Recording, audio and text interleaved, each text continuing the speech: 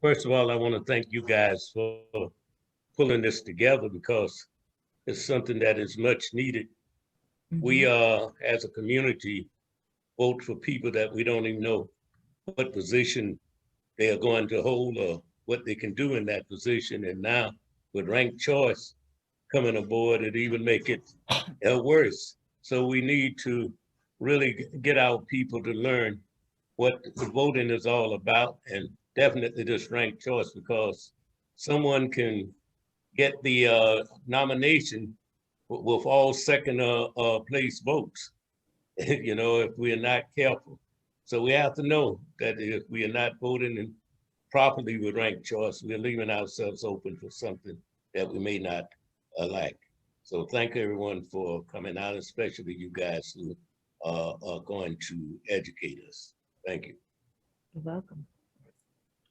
So good evening, everyone. That's Walter Edwards, Chairman of the Harlem Business Alliance. I am Regina Smith, Executive Director of the Harlem Business Alliance. And pleased to welcome Nicole Edwards. She's the Manhattan organizer for Right the Vote NYC. So I'm going to turn it over to her so that she can share this presentation with you and she'll answer questions that you may have. We absolutely need to be informed. Thank you, Nicole. Thank you. So good evening. I just want to thank you, Ms. Smith, for contacting me, Mr. Edwards, also for organizing this event and to ensure that our networks, especially in Harlem, are educated around ranked choice voting. I'm a lifelong Harlem resident, you know, so for me, this is definitely something personal. I always, you know, I've been civically involved for a very long time, involved politically as well. And when this came up, I said, I want to make sure my community is educated. And I think I'm, you know, someone who can explain it well so that we can understand it and then act accordingly. So with that, I will begin. Before I start, I placed a link in the chat to a mock election. No pressure to participate, but if you click on the link, you'll be taken to a screen that's asking for your name and email address. You don't have to input your actual information. Any series of letters or characters will do. You hit submit, and then you will be asked to rank NYC's most influential woman, past or present. You will have to select 5 choices. You will not be allowed to skip any. So you will select 5 women out of the list that is provided. Your first choice in that first column is your favorite, to your 5th choice being your least favorite. And I'll go over the results during the course of the presentation. And so with that, I'll begin sharing my screen.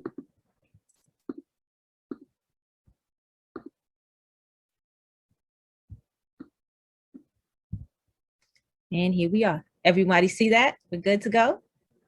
Perfect.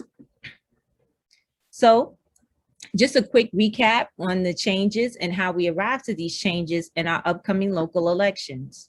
So how did we get to ranked choice voting? So in 2009, there was a very expensive and low turnout runoff election for the offices of public advocate and comptroller, which sparked a debate over the use of runoff elections. So a runoff election was basically another election after the primary that took place about 2 weeks after the first primary if a citywide candidate did not receive 40% of the vote. The top 2 candidates then went to the runoff. Traditionally, these runoffs yield very low turnout, and that one in particular cost the city between $13 and $15 million because they had to rerun the same election all over again, open all the poll sites, do everything they did for the first election, but turned out to be extremely low. In 2010, then City Council member Gail Brewer introduced the first ranked choice voting bill in the City Council. In 2010 and in 2018, the New York City Charter Revision Commission explored the use of ranked choice voting for local elections, but decided they needed more time to make a decision. But in 2019, the New York City Charter Revision Commission voted 14-1 to place ranked choice voting on the ballot before New York City voters. On the November 2019 general election ballot, ranked choice voting was the first ballot question. We actually had 5 ballot questions in that general election.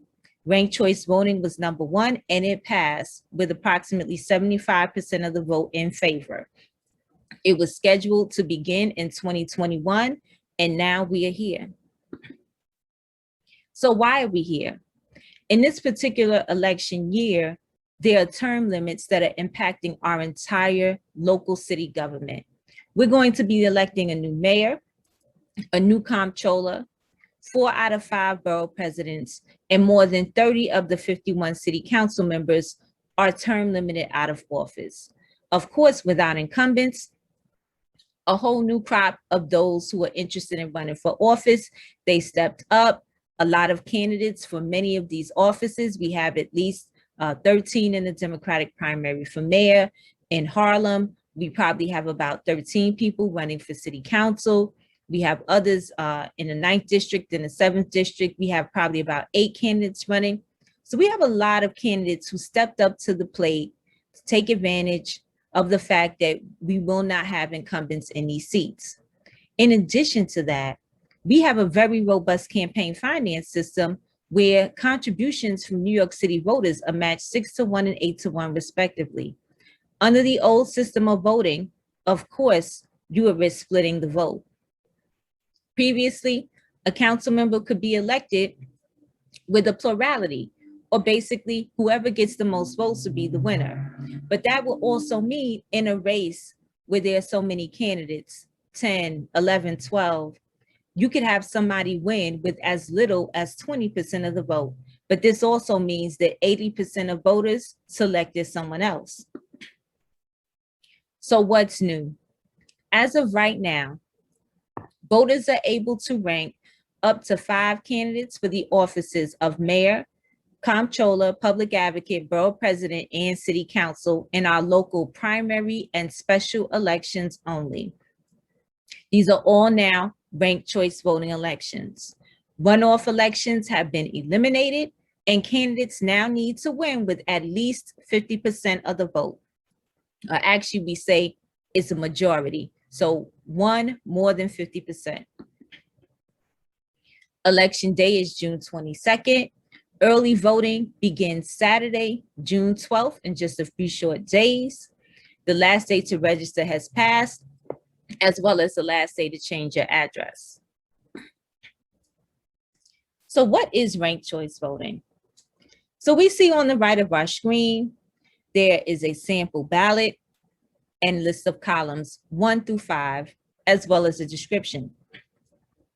So we say candidate 1, and actually we say our first choice is the candidate that you love. But let's say you don't know someone on the ballot. You may not like any of the candidates. So how do you determine who your first choice is going to be? You're going to look at where candidates stand on the issues that are most important to you. Do the candidates share your values and beliefs? And then you determine which one of them aligns closely with your personal beliefs and values, and you can say that is your first choice. In addition to that, you may volunteer on that person's campaign. You may like them enough to tell friends and family to vote for them. You may even give them a contribution. That is your first choice candidate. And we see here in this example that that is candidate C.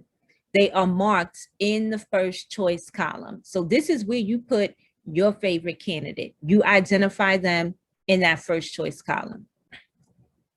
Then you have your second choice. Your second choice candidate is basically a solid backup to your first choice. Should anything happen to that first choice candidate, this second choice candidate is a backup to them. They also share your values. They believe the same things you do. They share similar positions to yours, but you just like them a little less than you like the first one. And we see here that that is candidate B. The oval is shaded in the second choice column that corresponds to row B. Then we have the third and fourth choices. Now you don't like them as much as your first two. Maybe they don't check off all your boxes, but they check off many. And so we've identified them in the third and the fourth choice column. So we see here that that is candidate E and candidate D. Then you have the fifth choice. And we say that's a candidate that you can stand. But what does that really mean? So we say, listen, if something happens to your first four choices and this fifth candidate was selected, number one, they may not check off all your boxes, but they would still represent your views and the district well if they were elected. And so that's your fifth choice candidate, and that is candidate, we see here, candidate A in this example. And then we also have a video that illustrates how RCV works.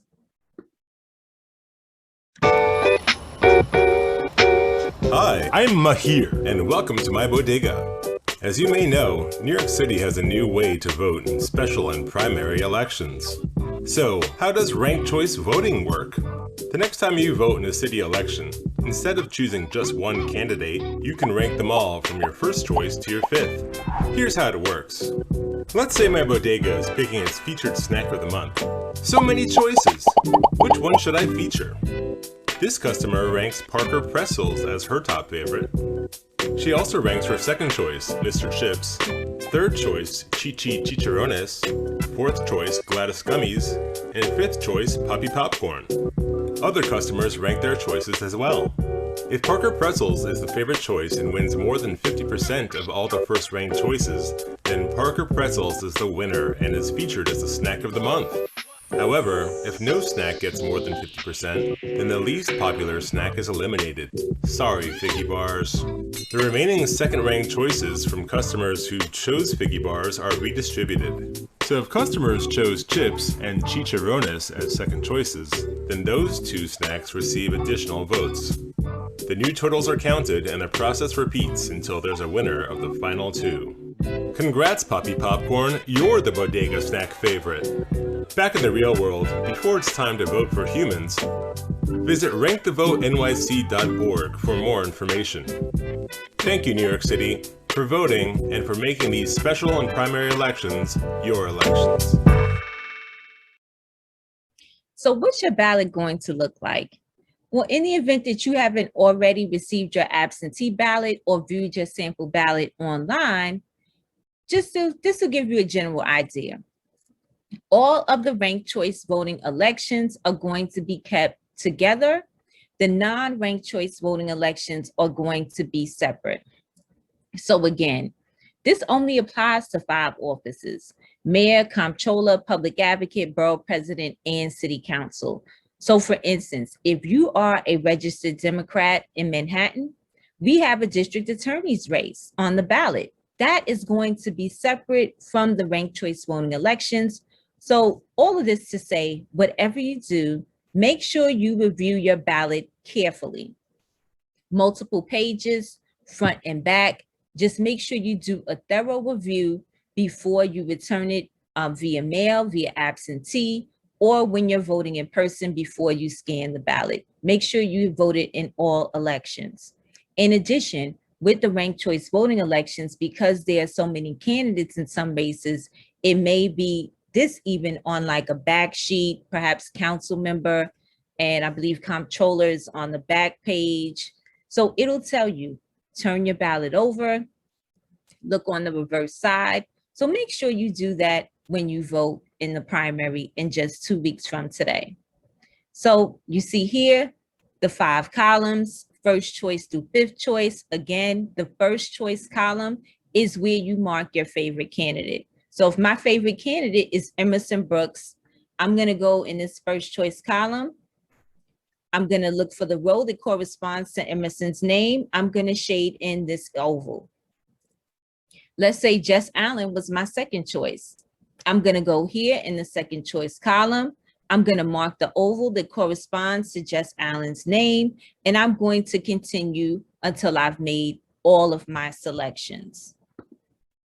So the counting of the rounds are run after all of the ballots are counted. But before I talk about this slide, I'm gonna take a look at the results of the mock election. And this will also help explain.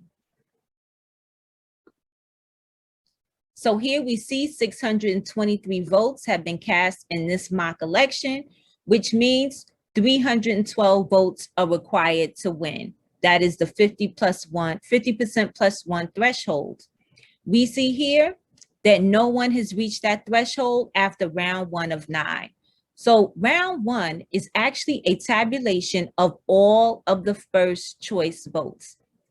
So again, thinking about the ballot, everyone who voted in this race, this is everyone they selected in that first choice column.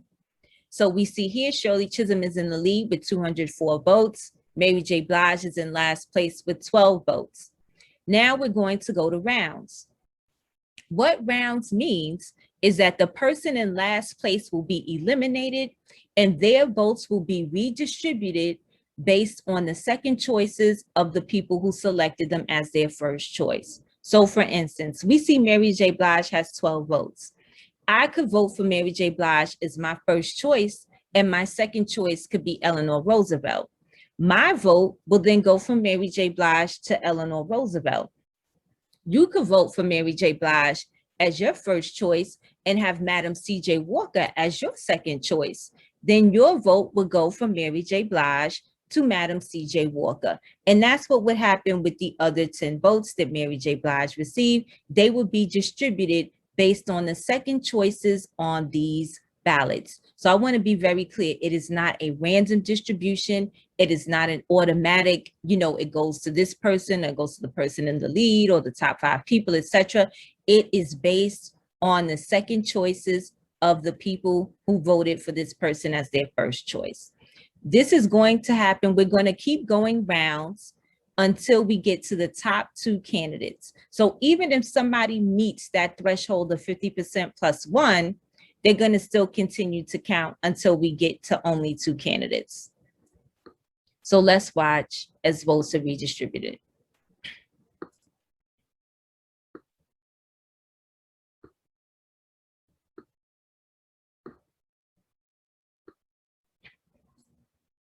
So we see here, Shirley Chisholm is the winner with 327 votes. Ruth Bader Ginsburg came in second with 279 votes. And then we see here that there were 16 votes exhausted. So what that means is that 16 people did not have Shirley Chisholm or Ruth Bader Ginsburg on their ballot. So the counting of the rounds will only kick in if no candidate receives that 50% plus 1 of the first choice votes. So thinking about the mock election, if Shirley Chisholm would have had 312 votes in the beginning, we would not have gone rounds. She would have been declared the winner immediately in the first round. The official winner will not be declared until all of the votes are counted. This includes early votes, election day votes, affidavit, military, as well as absentee. So we won't know who the winners will be for this primary at least until 2 to 3 weeks after, because absentee ballots can be postmarked as late as election day.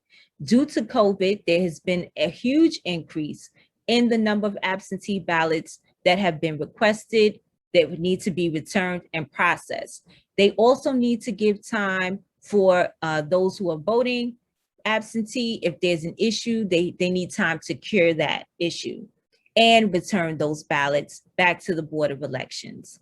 But on election night, we will still have a tabulation of the first choice votes from early voting and election day.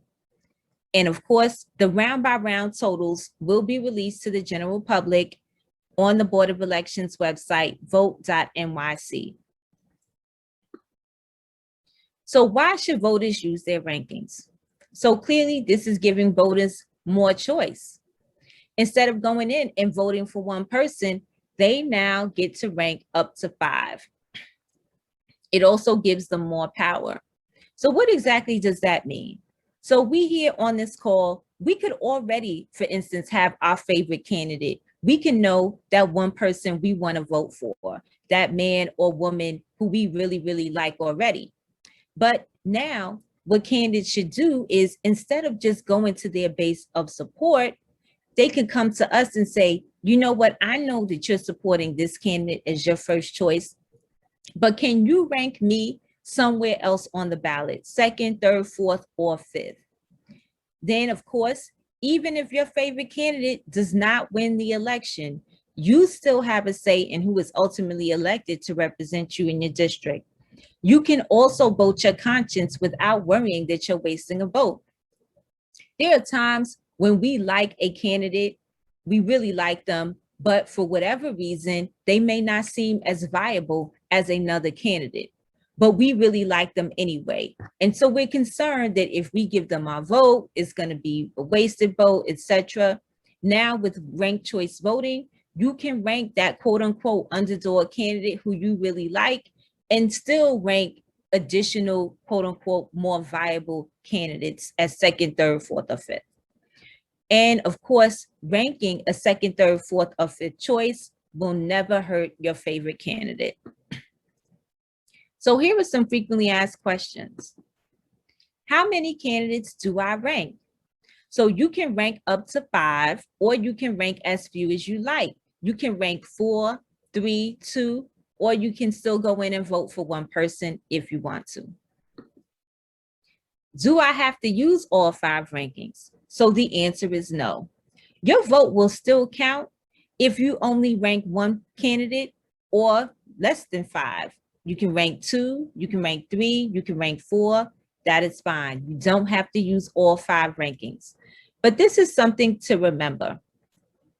Thinking about the mock election, let's say, for example, Mary J. Blige was your favorite candidate and that was your first choice. If you did not rank any additional candidates, your vote would have been exhausted in the first round, and because it had no place to go, because you did not rank any other candidates. So in order for your vote to really have power in this ranked choice voting process, it's actually imperative that you rank. Now, of course, never rank someone who you don't like, of course, but the more people you rank, the more candidates that you rank, the longer your ballot will stay in play if your favorite candidate is eliminated. It's almost like we say with the lotto, it's like you have to be in it to win it. So if you rank, that keeps your ballot in play longer. Can I rank a candidate more than once? So it doesn't help your favorite candidate to rank them more than once. It's not supercharging your vote in any way. It's not giving them 5 votes. You still only have 1 vote. It's a ranked system. So again, thinking about how this works, your vote only moves from your first choice to your second choice if your first choice is eliminated. So if you've given all of your rankings to one candidate, you're essentially giving your vote to someone who has already been eliminated from the race. Does it hurt my favorite candidate to have a second choice? So again, same explanation applies. It does not hurt your favorite candidate to have a second, third, fourth, or fifth choice, because your vote will only be looked at if that first choice is eliminated. So thinking about the mock election, if your first choice was Shirley Chisholm or Ruth Bader Ginsburg, their second choices, their other choices were never looked at because they stayed in the race the entire time. So as long as your candidate stays in the race, that vote stays with them. So some key messages. Ranked choice voting is in effect right now for our local primary and special elections only. This will not be used in the general election. Voters are now able to rank up to 5 candidates in order of preference for the offices of mayor, comptroller, public advocate, borough president, and city council. Voters can still vote for one person if they like.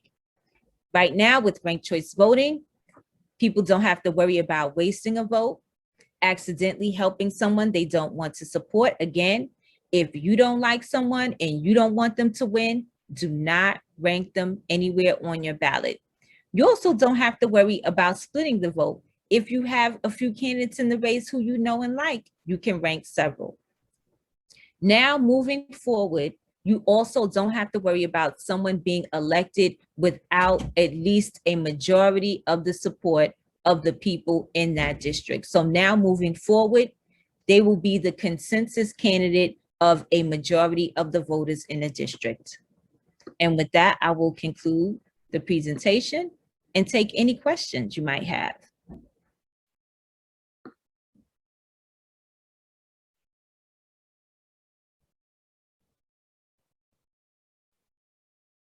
Does anyone have any questions?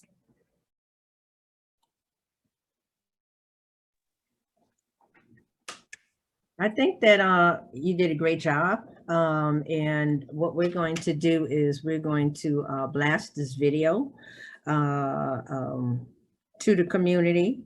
Oftentimes we tend to wait until the last minute to get informed about new processes and procedures. And so we'll send it out a couple of times before the primary. And we're hopeful that people will actually tune in, watch the video, and gain this knowledge and come out to vote. First and foremost, we really need a much higher turnout. Yes, that's so. I think that, right. So I'd like to thank you very much for doing this for us. And yes, please be assured that we will be blasting it out in the next weeks, the coming weeks. wonderful. I always say before I go, I say, I want to make sure, you know, I do the presentation. If there are no questions, that means everybody can explain ranked choice voting to at least 5 other people. Yes. Okay, good. Perfect. That's what I like to hear. Okay. All right. Good evening, everyone. Stay healthy and stay safe. Thank you. Good night. Thank you. Good night. Bye.